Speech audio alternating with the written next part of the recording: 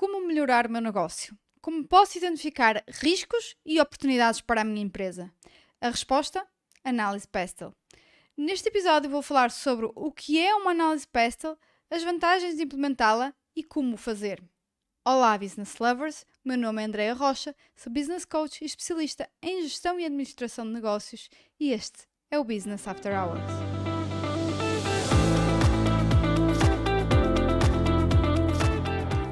Olá, olá! Muito bem-vindos, Business Lovers, a mais um episódio do Business After Hours. E aqui estamos nós. E nós hoje vamos falar do que é análise Pestel. Sim, já ouviram falar da análise Pestel? Provavelmente sim, é uma framework muito utilizada em gestão, por quem já está então familiarizado para termos gestão, a análise Pestel é algo bastante comum. É um enquadramento estratégico, usualmente utilizado para avaliar o ambiente empresarial em que a empresa opera.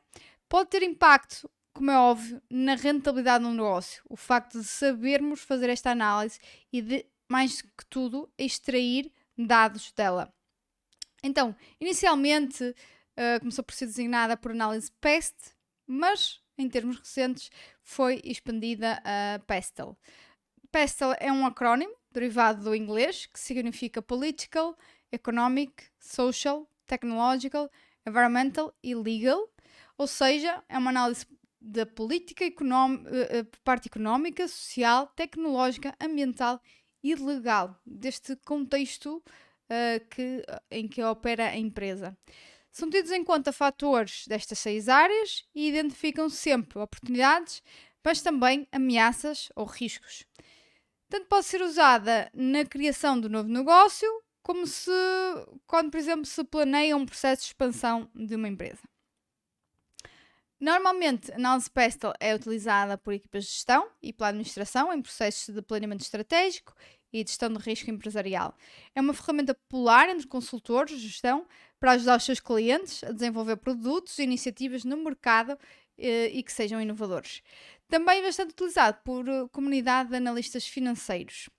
Então, vamos começar pelo primeiro fator aqui, o fator político, não é? O político, determinados por ações do governo e medidas políticas. Mostra como está a atratividade do mercado e pode revelar o impacto do governo na regulamentação de vários setores, saúde, infraestruturas, educação, entre outros. Incluem impostos sobre as empresas, por exemplo, lei e regulamentação técnica do setor, disputas do comércio livre e acordos de comércio internacional. Isto são apenas alguns exemplos. Por exemplo, em período eleitoral, em que não existe um claro candidato a vencer, há visões muito divergentes, partidos com diferentes perspectivas. Isto pode constituir ou constituir sempre uma época desafiante para uma equipa de gestão, até o momento em que temos efetivamente alguém eleito, dado o número de resultados possíveis e diferentes consequências que podem sair dali, não é? Um exemplo prático, por exemplo, uma multinacional que fecha várias instalações num país com elevada tributação e desloca operações para um país em que tenha condições em nível de impostos e financiamento mais favoráveis. Depois, a nível de fatores económicos, normalmente são relacionados com a perspectiva geral da economia, incluem aqui, por exemplo, taxas de juros, taxas de emprego, inflação, taxa de câmbio, e devido à natureza quantitativa, extremamente quantitativa destes fatores, analistas do setor financeiro acabam por dar muitas vezes mais importância do que outros fatores que são mais de natureza qualitativa, porque são mais facilmente quantificáveis e modelados. Depois, fatores sociais tendem a ser mais difíceis de quantificar, lá está, do que os fatores económicos. Referem-se a mudanças ou evoluções na forma como as partes interessadas levam a sua vida, mudanças de lifestyle e que podem ter impacto na atividade económica e no dia-a-dia das famílias e, portanto, também nas suas opções de consumo. Incluem-se aqui, então, mudanças de lifestyle, considerações demográficas, crenças dos consumidores, atitudes em relação às condições de trabalho e, embora nós possamos, pessoas que estão mais ligadas aos números e gostam mais de olhar para números, como eu, por exemplo, pode parecer algo irrelevante quando consideramos, por exemplo, quando estamos a comparar com taxas de juros ou impostos. No entanto, podem ter um impacto enorme em toda a indústria. Por exemplo, a tendência atual de estilos de vida mais ativos e mais saudáveis tem levado ao aparecimento de novas empresas produtoras de alimentos saudáveis e até de outro tipo de alimentos que nós não ouvíamos falar há uns tempos, e à expansão dessas mesmas empresas, ao mesmo tempo que acabam por haver outras que têm que encontrar outro tipo de produto a comercializar, porque, por exemplo, o exemplo da carne de vaca, não é? Que é tido ali com algo que daqui a 20 anos não se vai consumir. Então, estas empresas que dependem só deste negócio que têm que se reinventar, né? Outro exemplo prático aqui é o facto de, após a pandemia e aquele período que inicialmente as pessoas estavam-se a habituar-se ao trabalho remoto, ao teletrabalho, hoje em dia as empresas tiveram que repensar o formato laboral, porque na realidade é que hoje em dia a grande parte das pessoas prefere trabalhar 100% remoto ou, no limite, num modelo híbrido, sempre que isso é possível. Depois, fatores tecnológicos. Atualmente, nós temos tecnologia por todo lado, não importa para onde olhemos, e está a mudar a olhos vistos, cada vez mais rápido. Equipas de gestão e analistas têm de compreender como é que estes fatores podem impactar na sua organização ou indústria. Aqui incluímos automação, pesquisa e desenvolvimento, com consequências nos custos e em vantagens competitivas, tecnologia de infraestruturas, 5G, internet das coisas, cibersegurança, entre outros. Muitos negócios tradicionais têm sofrido muito com isto. Alguns até acabam por desaparecer. Nós podemos aqui falar, por exemplo, de dois casos, não é? O caso, por exemplo, da Uber, que revolucionou, isso sim, o transporte individual de passageiros, ou o facto, por exemplo, do crescimento do e-commerce, que faz com que muitas lojas físicas acabam por desaparecer. Depois, fatores ambientais. Adicionados à análise, após a comunidade de negócios reconhecer que mudanças no ambiente físicos à nossa volta acarretam risco e oportunidades às organizações, eles incluem, por exemplo, pegada ecológica, impactos nas alterações climáticas, incidência crescente de eventos meteorológicos extremos, gestão de recursos naturais, etc. Estes fatores podem coincidir com aqueles identificados numa análise ESG, não é? Environmental, Social and Governance, análise ambiental, social e governação. Por exemplo, hoje em dia existem, por exemplo, ETFs verdes, não é? Onde possuem apenas ações de empresas que são ambientalmente responsáveis e verdes. O que quer dizer que efetivamente há um concern, não é? Toda a gente está preocupada com a questão do ambiente, ao ponto até dos investimentos. Outro exemplo pode ser uma empresa de capital aberto pode ter que realocar certas instalações no advento de eventos meteorológicos extremos constantes nessas instalações. Por último, fatores legais. Então, emergem de mudanças legislativas, muitas vezes, e tanto podem afetar a economia como apenas certas indústrias ou até negócios muito específicos num determinado setor.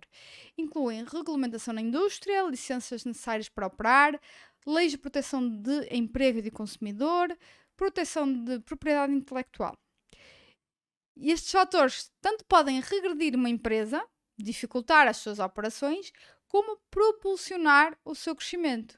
Por exemplo, constituem uma dificuldade no caso de existir o aumento dos requisitos de capital para instituições financeiras, pode constituir uma ajuda em indústrias onde o capital de entrada é muito elevado, devido às regulações rígidas, como na aviação, sendo uma barreira de entrada de novos concorrentes. E na realidade, quais são os impactos destes fatores na análise financeira de uma empresa? Então, é imperativo que os analistas reconheçam e tentem identificar os riscos e oportunidades inerentes a estes 6 fatores nos modelos financeiros e em ferramentas de análise de risco. Exemplos. Vou deixar aqui 3 exemplos. a taxa de crescimento de receita e margens líquidas podem ser ajustadas com base nas expectativas de inflação. Outro exemplo, uma empresa que tenha feito um mau trabalho no que toca à sua pegada de carbono pode estar sujeita a multas suplementares, pelo que pode ser interessante estar aqui a considerar algum fluxo de caixa para isso. Um aumento exponencial na automação de uma certa indústria pode levar à redução de custos de mão de obra em X% e alterar aqui a estimativa de fluxo de caixa livre no modelo financeiro e aumentar este fluxo de caixa. Depois, quase para finalizar, há pessoas que às vezes perguntam, mas análise SWOT e PESTEL, similaridades, é importante fazer os dois, só uma, como é que se relacionam? Então, a SWOT possibilita a avaliação dos fatores internos e externos da empresa, enquanto a PESTEL apenas considera os fatores externos, mas esta também acaba por ser de forma mais abrangente, mais holística e mais direcionada e faz com que não nos esqueçamos de determinado fator que aqui estão bem descritos. Depois, eu acho que ambas devem ser utilizadas, uma não substitui a outra. Como fazer uma análise PESTEL? Pronto, eu vou deixar aqui 9 passos para ajudar na análise PESTEL. 1 é identificar o espectro da pesquisa, deve cobrir cenários presentes e futuros e aplicar-se à indústria da empresa. 2, decidir a forma como a informação irá ser recolhida e por quem. Deverá ser mais que uma pessoa para obter diferentes perspectivas. 3, identificar fontes de informação apropriadas. 4, recolher a informação. Podem ser usados templates disponíveis na internet, e existem por aí muitos. 5, analisar a informação de forma detalhada. 6, ordenar cada item de acordo com o grau de ameaça ao negócio que assim constitui. 7, identificar opções para prevenir as ameaças ou resolver os problemas que surgirem. 8, discutir com todas as partes interessadas e todos os stakeholders. 9, decidir as ações a tomar e as trends que devem ser monitorizadas. E assim, quais são as aplicações concretas em que nós utilizamos a PESTEL? Por exemplo, planeamento estratégico, perceber qual é a direção do negócio, posicionamento da marca, objetivos de crescimento e riscos à produtividade, como foi o caso, por exemplo, da pandemia do Covid-19. Planeamento da mão de obra ajuda a identificar mudanças disruptivas que podem afetar os recursos humanos da organização, podem ser necessários colaboradores com mais skills, novas funções ou até reduzir, por outro lado, o número de colaboradores. Planeamento de marketing pode ajudar a priorizar atividades de negócio de forma a atingir determinados objetivos num certo período de tempo. Desenvolvimento de produto ajuda a perceber se um produto ou serviço vai preencher uma lacuna num determinado mercado e se vai estar aí nos próximos anos. Mudança organizacional, sobretudo quando aliada aqui a uma análise SWOT, ajuda a compreender oportunidades e riscos inerentes a mudanças laborais como falta de skills.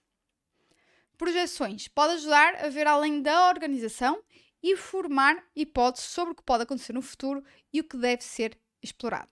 E pronto, assim terminamos mais um episódio do Business After Hours. Muito obrigada pela vossa companhia mais uma vez. Espero por vocês no próximo episódio. Entretanto, e até ao próximo episódio, vejam as novidades nas redes sociais, LinkedIn e Instagram, Andreia Castro Rocha. Os links estão disponíveis na descrição deste episódio. Aguardo as vossas mensagens e comentários por lá. Deixem até sugestões de temas aqui para o podcast. Classifiquem este podcast, pois acreditem ou não, isso vai ajudar a que mais pessoas o conheçam e ouçam e possa ser útil para elas também. Até lá, stay tuned!